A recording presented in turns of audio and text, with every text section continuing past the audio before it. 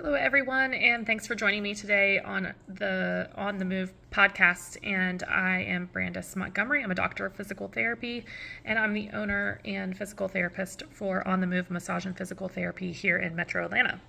And today we are going to chat a little about the difference between a physical therapist and a personal trainer. Both initialed PT, but both very different.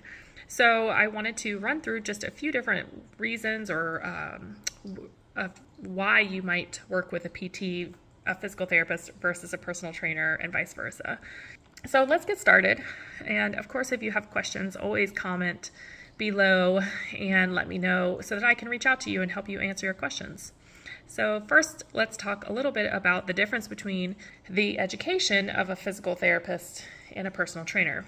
That's the biggest difference between us, actually. So a physical therapist has to have a doctorate, which is a clinical degree where they complete a research project as well as clinical rotations in their field to gain their education or get more building on their education. So we have coursework that we take. It's a 3-year program to receive your doctorate, and you also, within those 3 years, most schools, you will go to 4 different clinical rotations where you're working in the clinic with patients, performing all the tasks and learning all the things. The personal trainer, most are a online certificate where you take a test and if you pass, you get a certificate. You don't have to have any education to take that test. There is a book that you can read through, or like a manual that you can read through to give you the education. But as long as you pass, and you are therefore a personal trainer. So as you can see, a physical therapist, we're considered specialists in movement, kinesiology, the way the body moves, the way how do our muscles perform, what nerves do we need to make them work, how does it all work together. And we are specialists in knowing that information and how to share it with you. So when you go into a gym, let's say, or if you're trying to find someone that can help you better your performance, better your skills, better your strength, whatever it might be, lose some weight, whatever, you want someone that can give you the education that you need behind why you're doing the things that you're doing and what is the best options for you to be able to do those things successfully.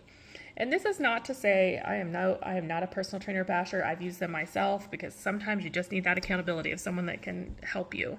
And there are some very well-educated personal trainers. So I'm not saying this is a blanket statement.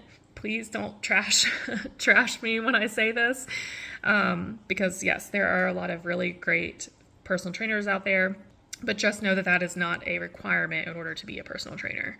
The next thing that we are going to address in knowing the differences is that with a physical therapist, you're going to get one-on-one assessment of all of your mobility. So, for example, when I start working with you, we spend an hour going over your history, going over your goals, addressing your range of motion, your strength, your mobility, posture, your gait, how do you walk, how do you stand, what does it look like when you get up and down from a chair or squat or kneel, so that we can have a full picture of what it is that you're starting with and where are the deficits that may be causing your pain, may be causing your limitation in a specific range of motion, the ability to reach or the ability to kneel or squat, and what do those deficits do or cause so that you can not do what you want to do. With a personal trainer, you do get an assessment. Typically, it's one-on-one, depending on where you go. Sometimes that's group training, so you might get like a brief little assessment one-on-one, but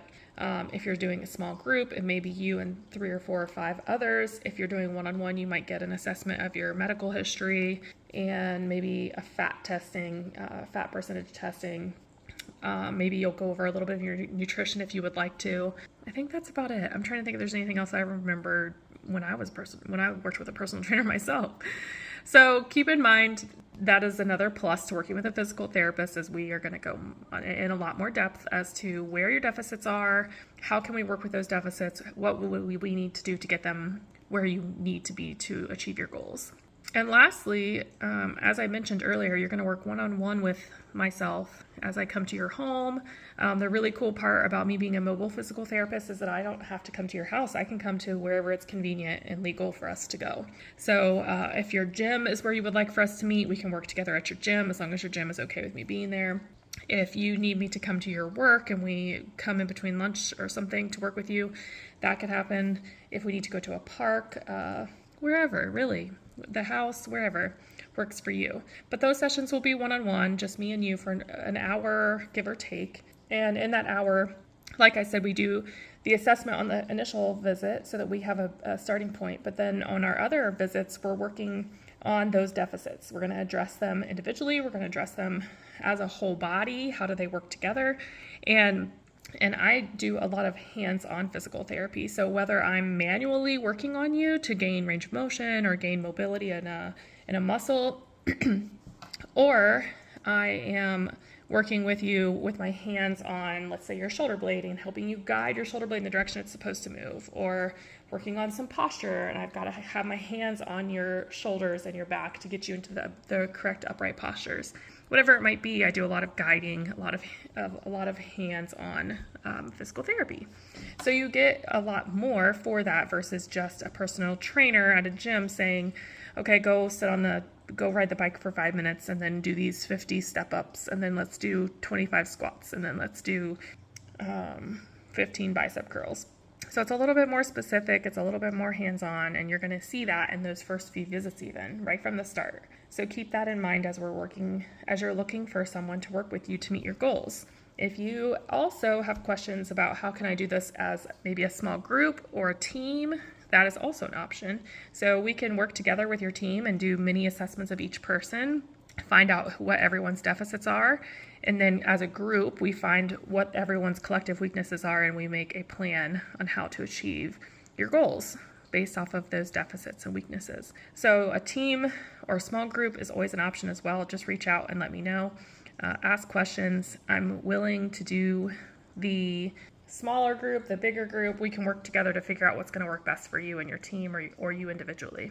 But keep in mind there are differences in physical therapists and personal trainers, and they both serve their own purposes when we need them.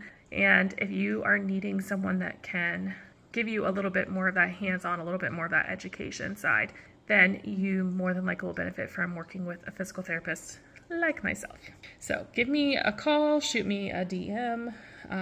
You can go to my website and schedule a free phone consultation so that we can chat about what you have going on and kind of figure out what is best for you. Maybe it is a personal trainer. Maybe you don't really need my services. You just need some guidance or accountability. So the options are endless, and I'm there if you need me. Have a great day, everyone.